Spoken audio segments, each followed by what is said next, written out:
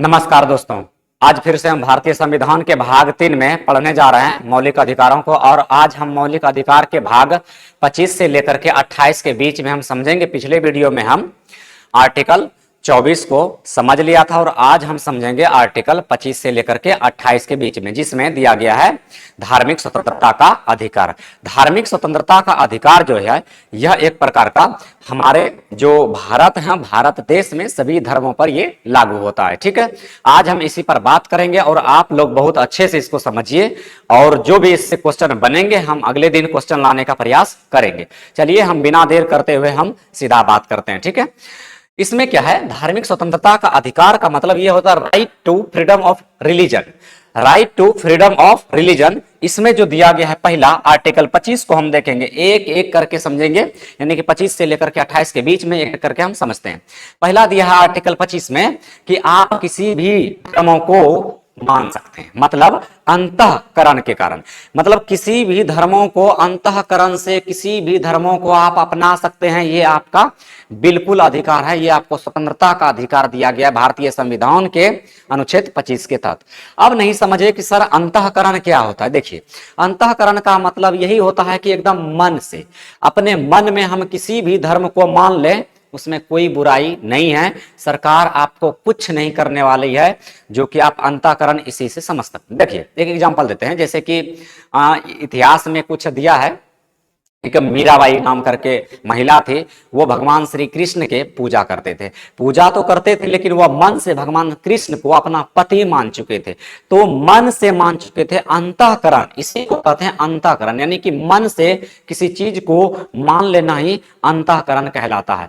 तो आप अपने मन में किसी भी धर्मों को मान सकते हैं, इसमें कोई रोक टोक नहीं है, कोई इसमें विरोध उत्पन्न नहीं करने वाले हैं। तो किसी भी धर्मों को आप बेहतर तरीके से अंतःकरण की समस्या को आप समझ सकते हैं इस तरह से। ठीक है, दूसरा जो इसमें आता है, कहता है क्या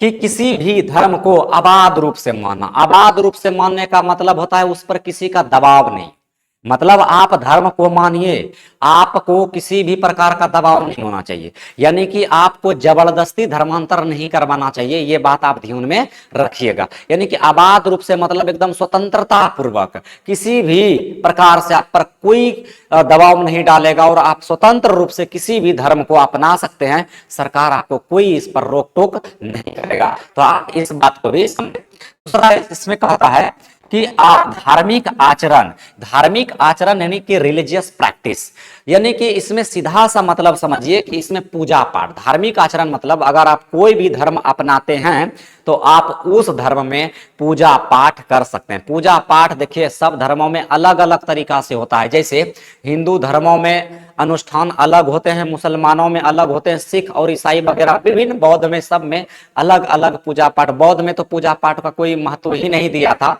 तो इस प्रकार से अलग अलग धर्मों में अलग अलग तरीका से पूजा पाठ होता है। जैसे हम लोग मंदिर में जाके पूजा करते हैं, तो मुसलमान लोग जाकर के मस्जिद में क्या कहते हैं, नमाज पढ़ते हैं। तो इस प्रकार से मतलब धर्म को अपनाया गया है। तो आप अगर किसी धर्म को अपनाते हैं तो आपको ये अधिकार देता है आर्टिकल 25 कि आप वहां पर जा करके पूजा कर सकते हैं, पाठ कर सकते हैं। देखिए जरूरी नहीं है कि पूजा पाठ करिए, अगर आपका इच्छा करे तो पूजा पाठ करिए और आपका अगर इच्छा नहीं करे तो आप पूजा पाठ नहीं कीजिए। ठीक है, आप इस बात को समझ रहे होंगे। ठीक है, उसके बाद जो कहता है प्रोपोगेट, यानी कि धर्म का प्रचार। अगर आप चाहते हैं कि हम धर्म का प्रचार भी करें तो आप बिल्कुल एकदम स्वतंत्र हैं, लेकिन ध्यान दीजिएगा कि धर्म के प्रचार करना है लेकिन दूसरों के धर्म को नीचा नहीं दिखाना है। हम अपना धर्म का प्रचार करेंगे, मान लीजिए कि हम हिंदू हैं तो हम हिंदू धर्म का प्रचार करेंगे, तो हिंदू धर्म का जो प्रचार करेंगे ये बात नहीं बोलेंगे कि मुसलमान जो धर्म है ये खराब है, बहियात है। किसी भी प्रकार से दूसरों के धर्म पर कमेंट नहीं करना है, बस अपने धर्म को आप जितना प्रचार कर सकते हैं करिए। ठीक है, आप इस बात को समझ रहे होंगे कि हम क्या बात कर रहे हैं। यानी कि आप अगर किसी भी प्रकार से किसी धर्म को अपनाए हैं तो आपको आर्टिकल 25 पूरा ये अधिकार देता है कि आप उस धर्म का प्रचार कीजिए, प्रसार कीजिए, लोगों से जाकर उसको बताइए कि हमारे धर्म बहुत अच्छे हैं, हमारे धर्म में ऐसे ऐसे होते हैं।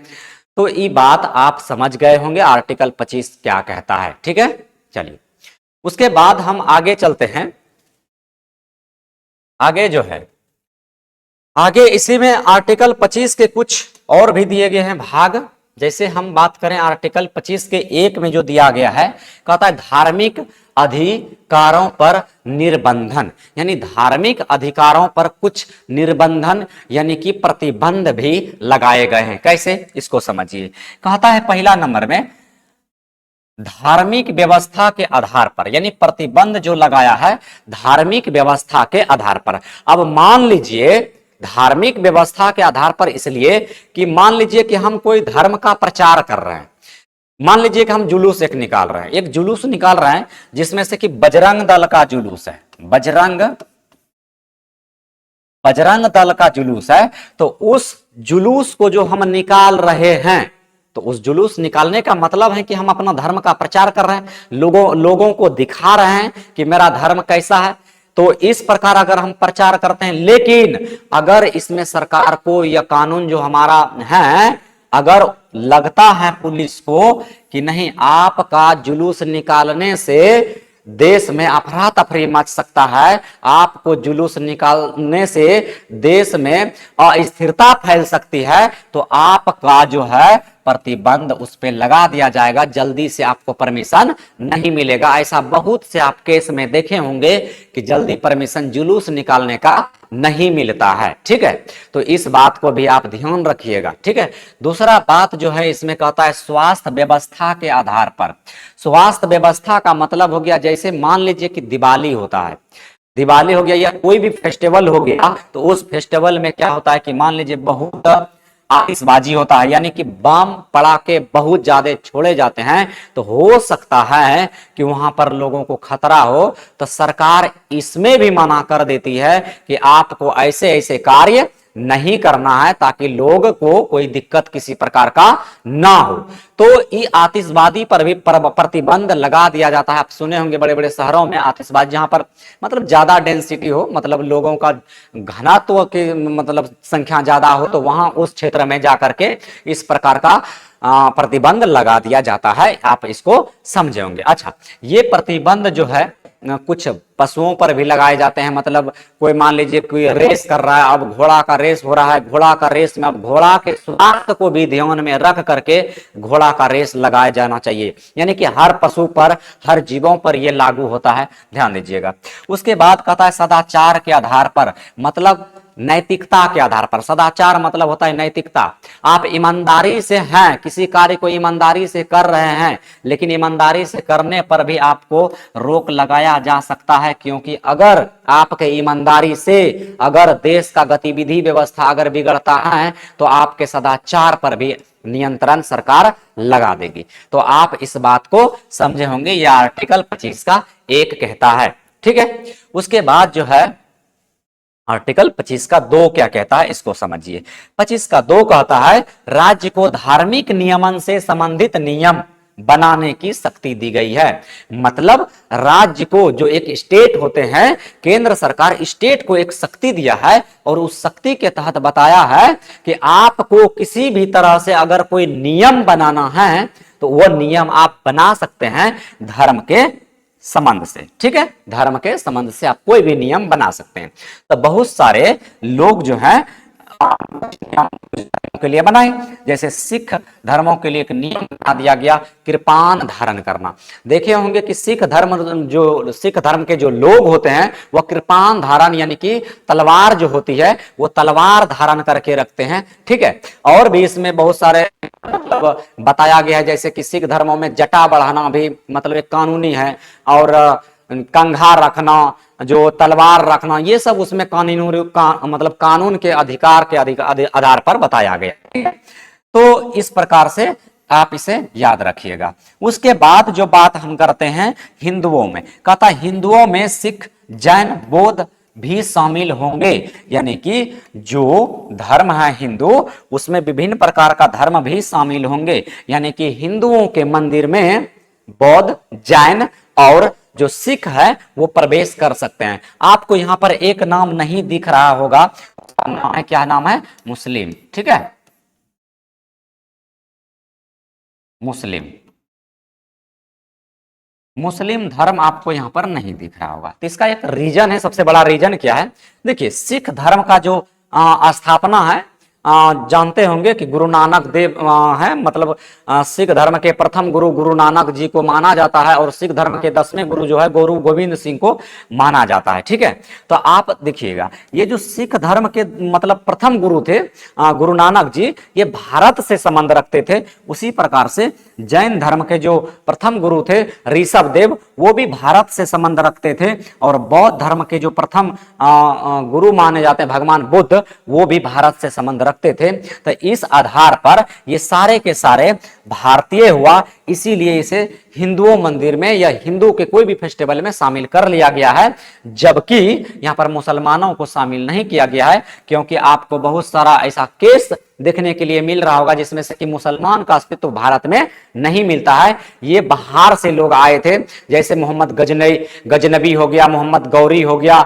तो ये सब जो नाम हमें देखने के लिए मिलता है, ये बाहरी मुसलमान है, इसीलिए यहां पर इस पर प्रतिबंध लगा दिया गया है। देखे होंगे कि ज्यादातर हिंदुओं के मंदिर में मुसलमान प्रवेश नहीं करते हैं, या फिर मुसलमानों के मस्जिद में ये सारे जो है धर्म ये प्रवेश नहीं कर सकते। हाँ, अगर इच्छा हो तो आप कर सकते हैं। एक स्वेच्छापूर्ण, अगर आपका बहुत अच्छा भाईचारा है तो इसमें हो सकता है। ठीक है, तो आप इस बात को समझे होंगे। उसके बाद जो है आगे अगर हम बात करें तो आगे जो दिया गया है आर्टिकल 26 दिया गया है। आर्टिकल 26 में क्या कहता है? धार्मिक कार्यों का प्रबंधन की स्वतंत्रता। यानी कि धार्मिक कार्यों की प्रबंधन की स्वतंत्रता का मतलब होता है कोई भी धर्म है तो उसमें जो कार्य है उसमें लोगों को स्वतंत्रता दिया गया है। जैसे धर्मार्थ संस्थाओं की स्थापना, यानी कि आप मंदिर या मस्जिद का निर्माण कर सकते हैं, आपको पूरा फ्रीडम है, आपको इसमें सरकार किसी भी प्रकार का रोक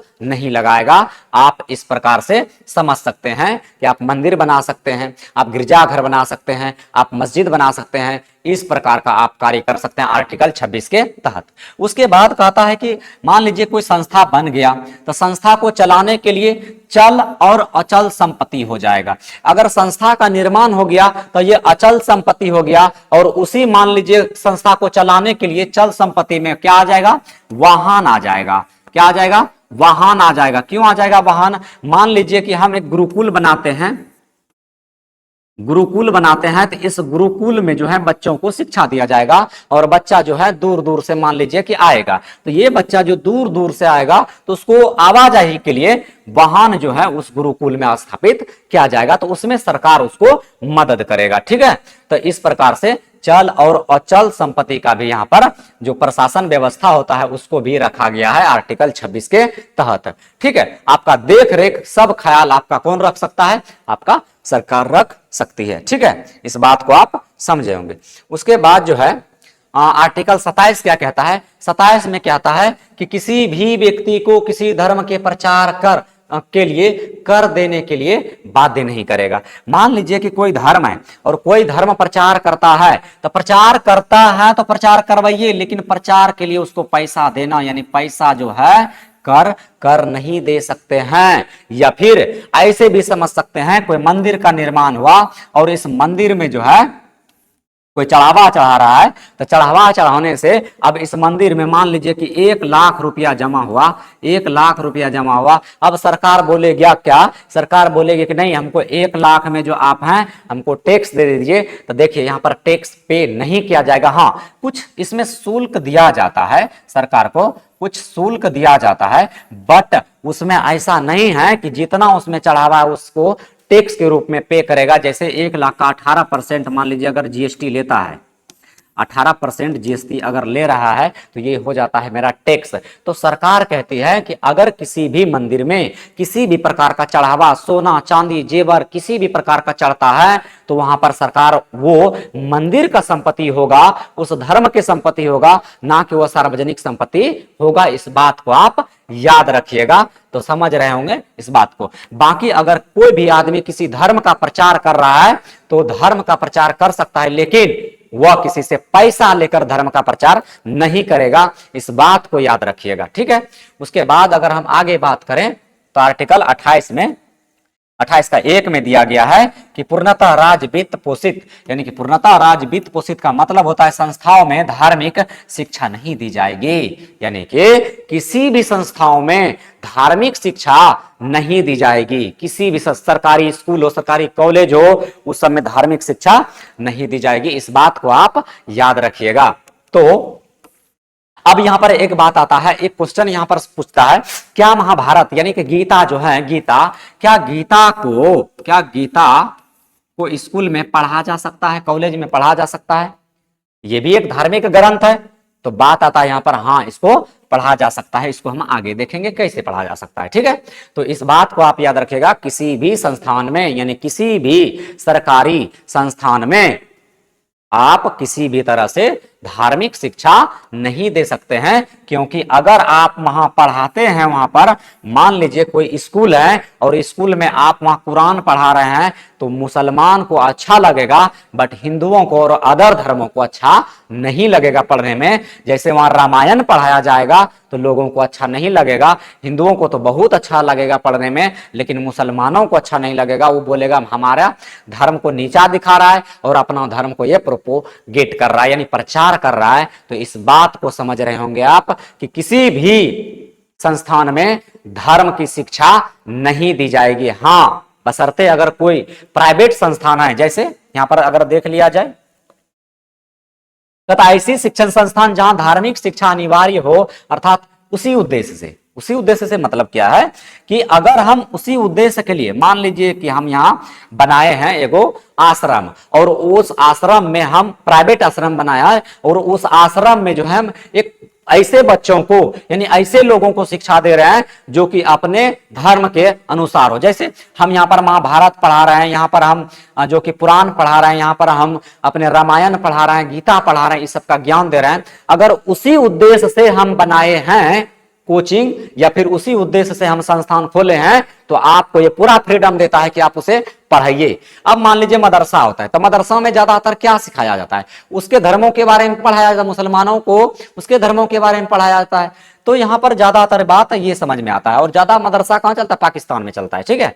तो ये बात आप समझ रहे होंगे। तो किसी भी शिक्षण संस्थान में धार्मिक शिक्षा दिया जा सकता है, लेकिन उसी उद्देश्य से अगर बनाया है कि हाँ हम धार्मिक शिक्षा ही देंगे, तो आप दे सकते हैं, ठीक है। लेकिन हाँ, अगर सब विषय का पढ़ाई हो रहा है तो वहां पर आप धार्मिक शिक्षा नहीं दे सकते हैं। इस बात को आप थोड़ा सा याद रखिएगा। आगे जो है 28 का 3 में कहता है, राज्य द्वारा मान्यता प्राप्त अथवा संहिता प्राप्त शिक्षण संस्थानों में भी धार्मिक शिक्षा अनिवार्य है। यानी कि अगर धार्मिक शिक्षा देता है कोई राज्य, अगर धार्मिक शिक्षा देता है किसी राज्य का कोई भी संस्थान, तो सरकार उसका मदद करेगा। यानी कि अपना धर्म का आप प्रचार करिए, सरकार आपको पूरा प्रोडक्शन देगा। जैसे मान लीजिए कि हम लोग निकालते हैं ना रैली, तो देखते हैं कि मेला वाला जब लगाते हैं, दुर्गा पूजा या फिर ऐसा कोई भी काली पूजा, तो उसमें देखते हैं कि पुलिस वगैरह मतलब आते हैं, और पुलिस क्या करते हैं कि हम लोगों का रक्षा के लिए वो लोग दायित्व अपना निभाते हैं, ठीक है। तो हमें अपना धर्मों का प्रचार करने के लिए जो है कि सरकार भी तत्पर रहते हैं, किसी भी प्रकार से कोई घटना ना घटे। तो आप 28 का 3 भी समझ रहे होंगे। उसके बाद जो है कुछ इसको नोट में रख लीजिएगा बात करके। यहां पर एक केस आया था, Catholic bishop counselling versus MP राज्य के बीच में, एक 2012 में केस आया था। और इस केस में जो है बताया गया कि गीता को धार्मिक शिक्षा न मानकर जीवन का दर्शन बताया गया। इसीलिए कहते हैं ना, गीता को स्कूल में पढ़ा जा सकता है। क्यों? क्योंकि ये धार्मिक ग्रंथ, इसको माना ही नहीं है। संविधान बोला है कि नहीं, ये धार्मिक ग्रंथ है ही नहीं। ये क्या है? ये जाकर के जीवन का एक दर्शन है, लोगों को एक मार्ग देता है, जीवन में हमें कैसे रहना है, किस प्रकार से चलना है। तो ये गीता हमें ये उपदेश देता है। इसीलिए इसको धार्मिक शिक्षा ना मान करके इसे जीवन का दर्शन माना है। इसीलिए स्कूलों में गीता का पढ़ाई होता है और कराया जा सकता है। उसी समय एक और केस आया था, इस्माइल फारूकी केस वर्सेस भारत संघ।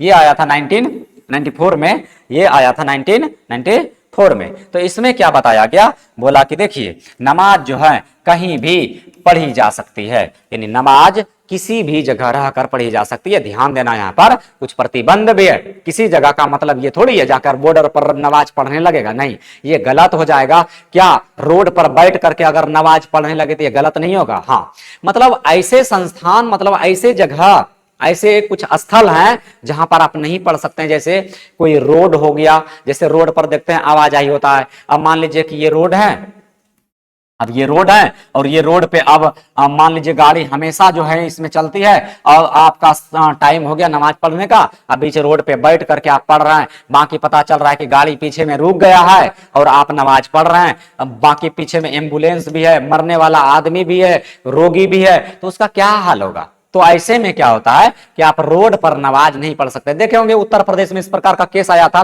जिसमें योगी आदित्यनाथ पूरा प्रतिबंध इस पे लगा दिया कि नहीं, ऐसा आप नहीं कर सकते, आप नमाज पढ़ सकते हैं, आपको इसमें पूरा अधिकार दिया गया नमाज पढ़ने का, कहीं पढ़ सकते हैं, लेकिन कुछ ऐसे जगह हैं जहां पर आप नहीं पढ़ सकते हैं। तो आपको भी ये पता होगा कि किस किस स्थल पर नहीं पढ़ा जा सकता है, इसमें बताने की जरूरत नहीं हो, जिसमें लोगों को किसी भी प्रकार का क्षति ना हो, बाकी आप समझ सकते हैं। ठीक है, उसके बाद इसमें है, कहता है अजान कीर्तन में डीजे लाउड स्पीकर पर प्रतिबंध, यानी कि वायलेट है या प्रतिबंध। तो हम इसमें बता दें कि अजान हो या कीर्तन हो या फिर किसी भी ऐसा कोई भी मतलब त्योहार हो, उस पर डीजे बजाया जा सकता है, लाउड स्पीकर लगाया जा सकता है, ये पूरा पूरा वैलिड है। लेकिन इसका भी कुछ इंपॉर्टेंट महत्व है। जैसे इसमें हम बताया गया है कि नोट में देखिएगा इसमें कि मस्जिद में सुबह 6 बजे से लेकर के रात 10 बजे तक वैलिड है, लाउड स्पीकर वगैरह सब वैध है। बाकी 10 बजे रात से 6 बजे दिन तक ये पूरा का पूरा क्या है, इस पर पाबंदी लगा दिया गया है। ध्यान से इस बात को याद रखिएगा कि शाम 6 बजे से लेकर रात 10 बजे तक नहीं, सुबह 6 बजे से लेकर रात 10 बजे तक ये पूरा पूरा वैलिड है, और 10 बजे रात से मतलब सुबह के 6 बजे तक इस पर पाबंदी लगा दिया गया है। क्योंकि इसमें देखिए रात को लोग क्या करते हैं, आराम करते हैं, तो ये मस्जिद के लिए है। उसके बाद जो है मंदिरों में 24 घंटे वैध है, मतलब मंदिरों में आप 24 घंटे बजा सकते हैं, बाजा लाउड स्पीकर हर चीज बजा सकते हैं, लेकिन आपको यहां पर ध्यान देना पड़ेगा, धीमी स्वर में बजाना है, बहुत धीमी आवाज में बजाना है। तो ठीक है, तो इस प्रकार से हमारे आर्टिकल 25 से लेकर के 28 के बीच में एकदम पूरा पूरा क्या होता है, खत्म होता है। आप इस बात को समझ लिए हैं तो बहुत अच्छा है। आर्टिकल हम समझ लिए कहां से लेकर के 25 से लेकर के 28 तक हम लोग पढ़ लिए। बाकी हम इस पर देखते हैं, कुछ एमसीक्यू लाने का प्रयास करेंगे। तो तब तक के लिए जय हिंद, मिलेंगे नेक्स्ट वीडियो में। Thank you.